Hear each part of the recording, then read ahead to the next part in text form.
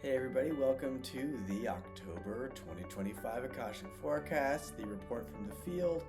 My name is Justin Taylor and I am getting over a cold, but it will not stop me from opening the records and sharing whatever messages there might be for us in the month ahead. All right, see you there.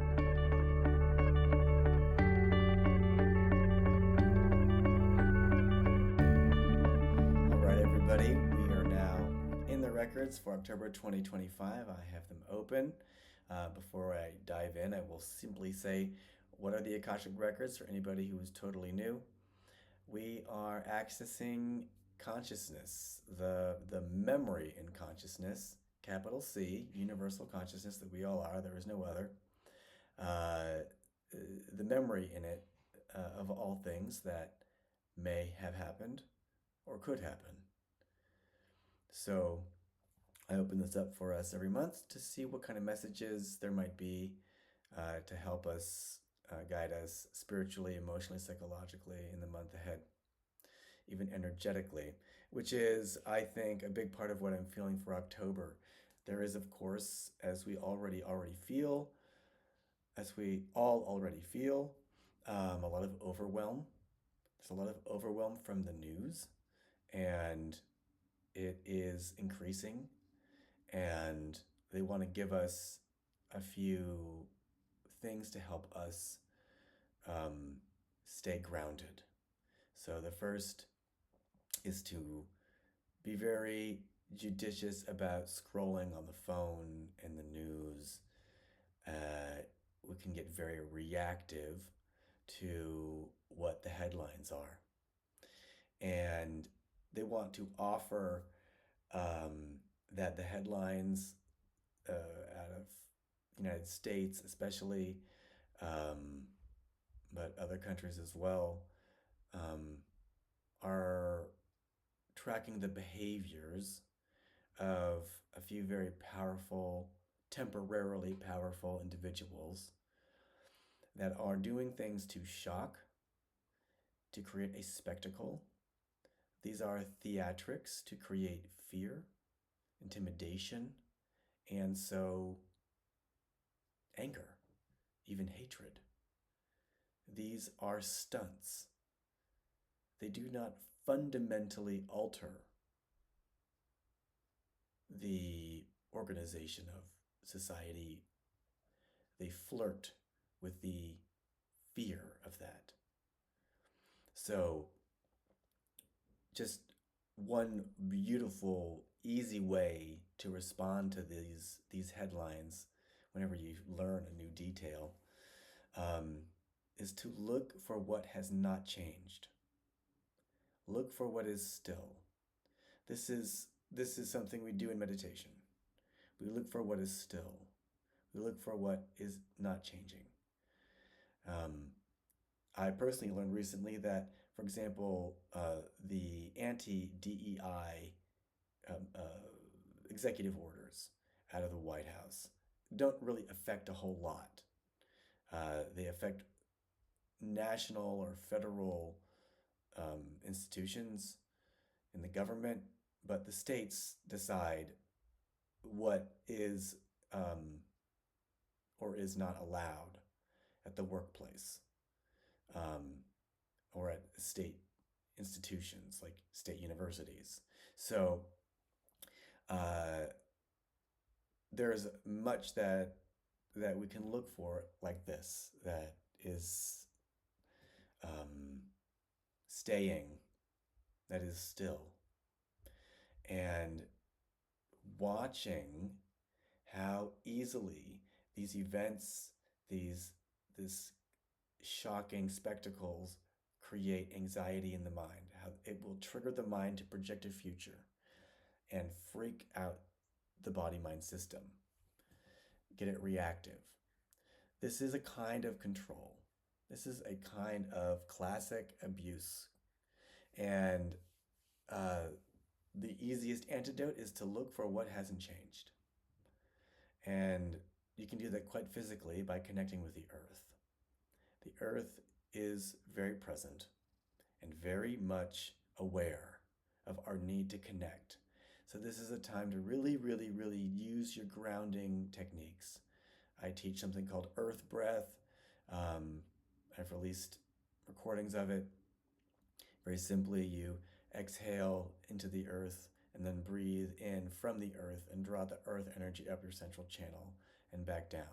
It gets a little more nuanced and complicated with the chakras and connecting up through the crown to the heavens, but for the most part, that's it. So you can even practice right now. Take a deep breath out into the earth and take a deep breath in from the earth, drawing earth energy up your central channel and back down. You can even visualize it flowing back down your central channel like water down a fountain. Yeah.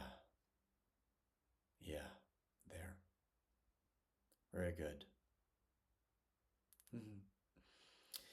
The other thing that is really helpful in this time of overwhelm is to share your feelings. Share your feelings. Even if you don't have someone else, you can share them with yourself. Let your inner child speak to you. Partner with it. If it is very frightened or overwhelmed, um, or just simply dissatisfied, feeling alone, this is a great time to speak those feelings. Let them be heard, even if it's just yourself. This is really an important thing. They're saying we all can do for our well-being and happiness is to speak our feelings. Speak our feelings. And if you have a friendly ear, a friend who can hear your feelings without judgment. So important. Feelings, when they are expressed, return to energy. When they are not expressed, they become like more facts in the mind. They become more stories in the mind that turn into a kind of reality. And it's a feedback echo chamber psychologically that we all create. When those feelings grow and grow and grow and grow like that, it become their own myth. And letting them out, speaking them, helps them become energy. Emotion, energy and motion, emotion. If we don't express it, it stagnates and builds. So please share your feelings, even if it's just with your diary, with yourself.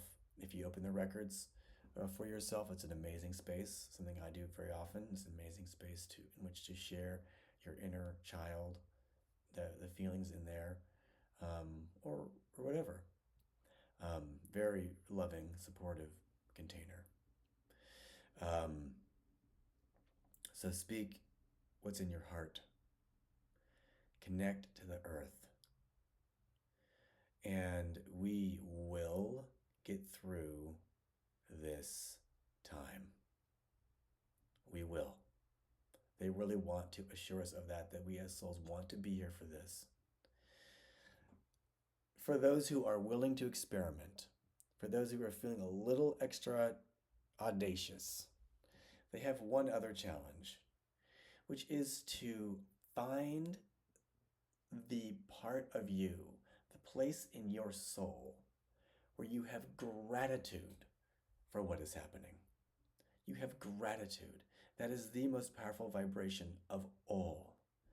And one way to find that is to remember that we, as souls, as waves, as vibrations of God, as vibrations of the universe, or the goddess, however you want to say it,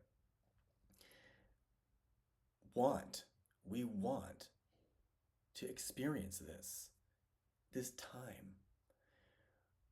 We want to say, I'm here for this. I'm here for this incredible transformation the earth is about to do. We are not in a regression. We are in a death throw. We are in a death throw. The power path, the souls that have wedded themselves to the power path are having their death throw. It is dramatic, it is spectacular, it is theatrical. And it does take some people down with it. It does. they will not go down without a fight, but they're going down. That is the trajectory. So it will get uglier and it will stop. It will get better because we, who are moving through it with everyone, um, are holding that bigger vibration that is building the world that is coming after. So, uh, thank you all for listening.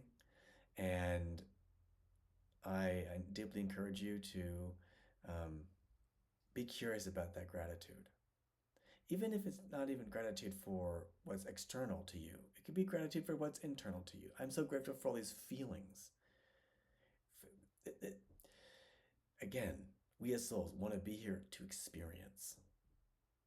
So even the uncomfortable feelings, the deep dissatisfaction, the deep disquiet, the deep anger, the deep grief,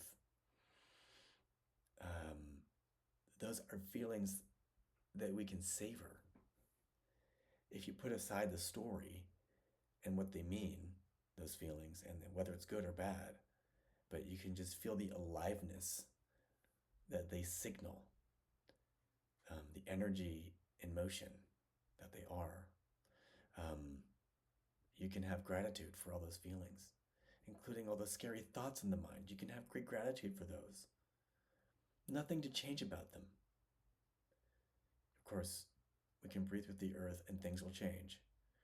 But we don't need to change anything to discover the gratitude we have for things just as they are. That is the biggest portal, the most powerful, they're saying. And any soul that can be here on earth at this time and feel that is ascending quick. So I invite you to get that rocket pack of gratitude on you and be curious about that gratitude. That is your bigger self thinking and feeling when that happens. Okay, that's the message today, guys.